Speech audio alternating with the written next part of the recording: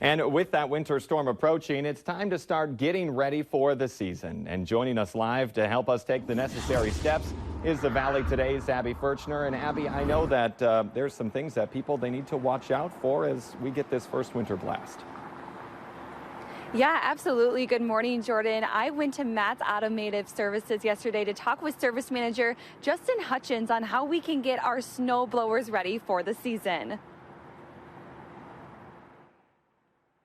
All right, Justin, we're standing in front of a pretty average, your standard snow blower. How should you get your snow blower ready for this season? Biggest things are going to be fuel, oil, and checking the spark plug, making sure it's in good condition. Obviously, if the fuel's old, we want to try and get it out of there. What I've suggested to some folks is just using a cheap turkey baster. The other thing is obviously with the oil, we want to make sure it's at the right level, it's a good condition, and it's just like checking your vehicle's oil on this machine. Right down here is our oil dipstick, so we'll just pull it out, clean it, put it back in, and again, make sure that oil looks clean. If we haven't done anything with it a couple years, get some new oil in there. And then the spark plugs are right next to that as well? Yep, usually they're pretty accessible. A lot of the new snow blowers will actually come with a tool to get that spark plug in and out, and the spark plugs for these things are pretty much found anywhere. Hardware stores, parts stores, you can find a new spark plug.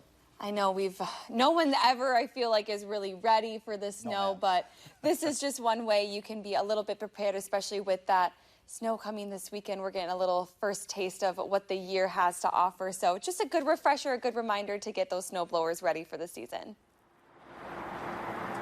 It's also important to remember, too, to get those survival kits ready for your cars this winter when you're traveling. And so AAA just has a few things that you should definitely store in your vehicle. And that's a blanket just in case you do get stuck somewhere and need some extra warmth, an emergency car starter, some flashlights, that antifreeze washer fluid, gloves, that handy dander scraper where you can get that ice off and that snow off your windshield, and then, of course, a shovel to help if you do end up getting stuck. But also they recommend maybe keeping some salt and sand in your truck as well. And I've been standing outside of Cenex gas station where they're already selling that antifreeze washer fluid in those salt and sand bags too outside of the store. So you know tis the season when you start seeing that. So those are just a few of those helpful tips when it comes to getting ready for the winter season.